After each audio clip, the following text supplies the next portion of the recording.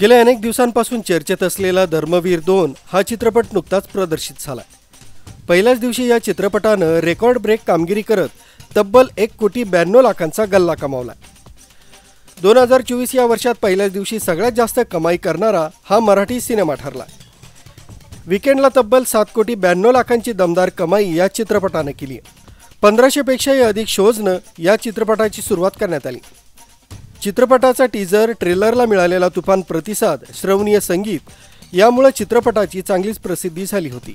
प्रेक्षकांच्या मनात चित्रपटात नक्की काय दाखवणार याची उत्सुकता होती आणि याचेच परिणाम आपल्याला बॉक्स ऑफिसवर दिसून येत आहे। महिला वर्गाचा वाढता प्रतिसाद मिळत आहे। केवळ मुंबई ठाणेसह संपूर्ण महाराष्ट्रात चित्रपटाला उत्तम असा प्रतिसाद मिळतोय। येणाऱ्या काही दिवसांमध्ये कलेक्शनमध्ये नक्कीच वाढ होईल यात शंका नाही।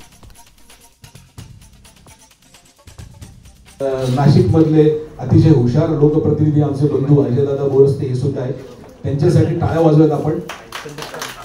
आणि आपण मोजक्याच प्रश्नांमध्ये, महत्त्वाच्या प्रश्नांमध्ये, कारण काय आहे की थोड्या प्रवासामध्ये त्यांना विलंब झाला, कारण पुढे शो आपले आणि पुढच्या सगळ्या गोष्टी लाईनअप आहेत, तर आपण ताबडतोब आता सुरू करूयात।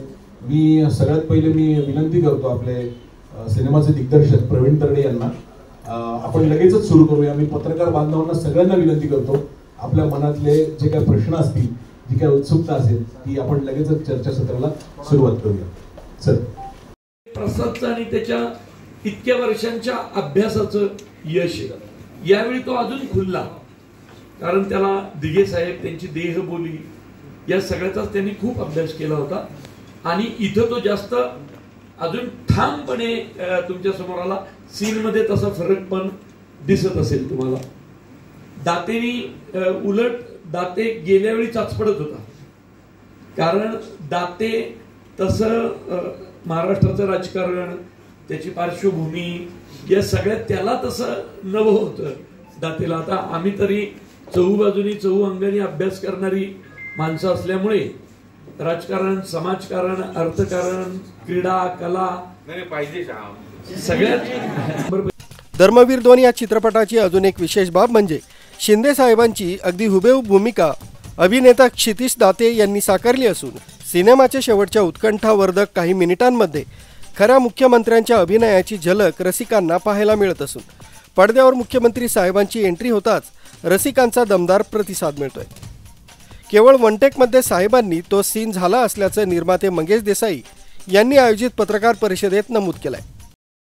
परत करण्याची संधी सहसा कोणाला मिळत नाही, जी आम्हाला मिळाली ॲज अन ॲक्टर मला दातेला।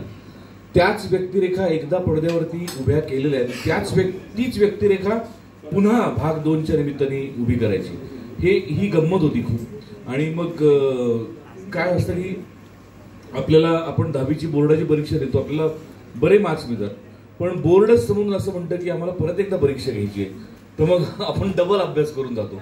तसं काहीसं या बाबतीत झालं की मी स्वतः प्रवीणने आम्ही बसून 10-15 वेळा भाग 1 बघितला।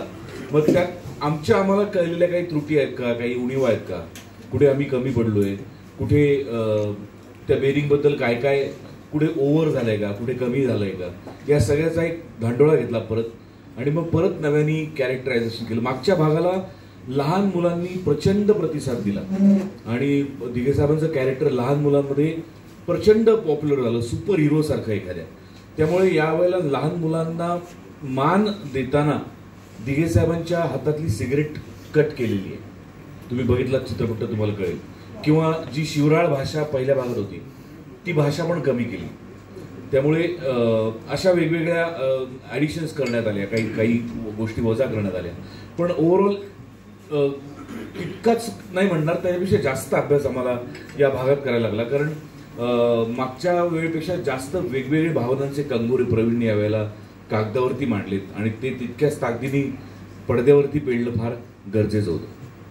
पूर्ण महाराष्ट्रात न भूतो न भविष्यती असा प्रतिसाद आहे चित्रपटाला आणि सगळ्यात आनंदाची बाब अशी की मराठी चित्रपट आणि त्याचा या पद्धतीने व्यावसायिक गल्ला हे खूप महत्त्वाचं होतं। लोकांना आवडतंय, भावतंय आणि ज्या पद्धतीने मी सिनेमा शूट केलाय किंवा लिहिलाय तुम्ही पाहू शकता, त्यातला थरारकपणा हा 1 सेकंदही कमी नाही झालेला।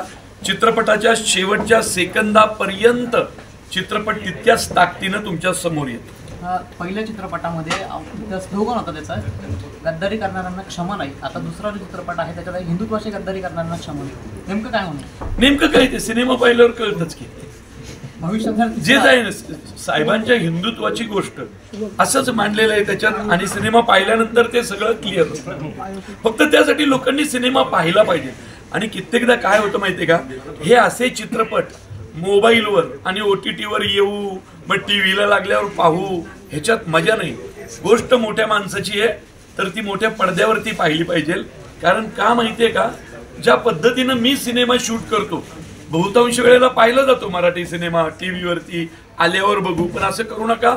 हा सिनेमा ज्या पद्धतीनं बनवलाय आणि ज्या पद्धतीचा खर्च केलाय हे पाहता हा सिनेमा मोठ्या पडद्यावरतीच पाहिला पाहिजे. बहुतांश वेळा कलाकार. संजय हिरे, अर्वाचीन महाराष्ट्र, नाशिक.